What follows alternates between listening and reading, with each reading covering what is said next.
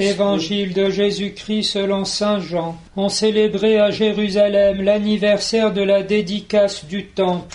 C'était l'hiver. Jésus allait et venait dans le temple sous la colonnade de Salomon. Les Juifs se groupèrent autour de lui. Ils lui disaient : « Combien de temps vas-tu nous laisser dans le doute ? Si tu es le Messie, dis-le-nous ouvertement. » Jésus leur répondit : « Je vous l'ai dit, et vous ne croyez pas. Les œuvres que je fais au nom de mon Père, voilà ce qui me rend témoignage. Mais vous ne croyez pas, parce que vous n'êtes pas de mes brebis. Mes brebis écoutent ma voix, moi je les connais, et elles me suivent. Je leur donne la vie éternelle, jamais elles ne périront. Personne ne les arrachera de ma main. Mon Père qui me les a donnés est plus grand que tout, et personne ne peut rien arracher de la main du Père. Le Père et moi, nous sommes un. » C'est aujourd'hui la fête de Saint Georges, et par conséquent c'est la fête du souverain pontife, le pape François.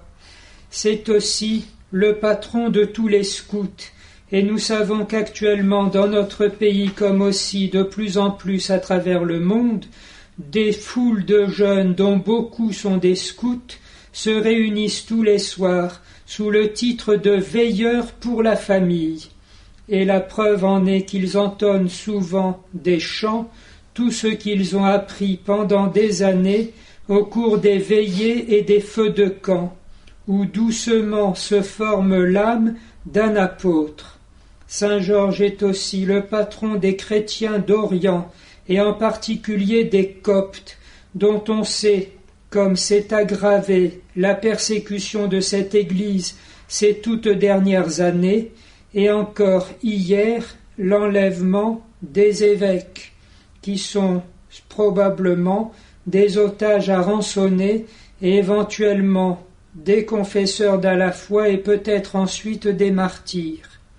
Le pape Georges-Marie est aussi jésuite, puisque c'est l'anniversaire de ses 40 ans de profession religieuse, et on sait que les scouts ont puisé leur spiritualité précisément auprès de saint Ignace de Loyola, le fondateur des Jésuites.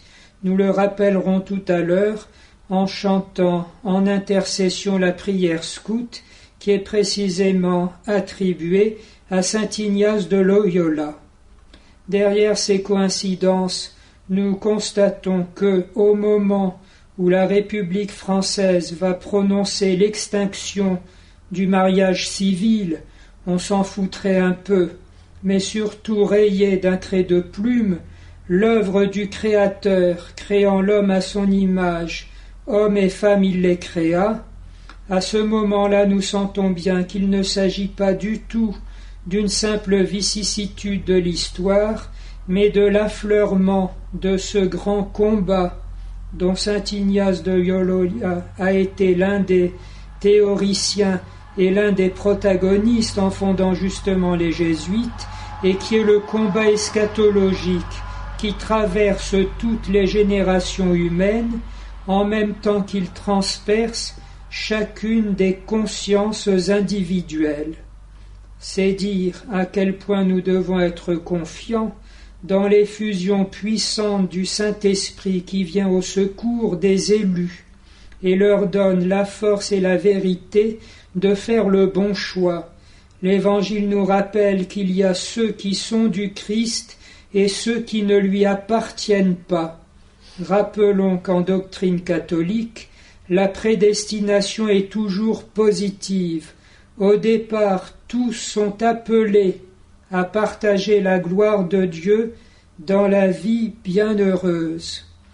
Et ensuite, de par les choix, de par la réponse aux sollicitations de la grâce, de par l'engagement courageux et persévérant, on confirme cette prédestination et on mérite alors ce qui au départ n'était donné que gratuitement.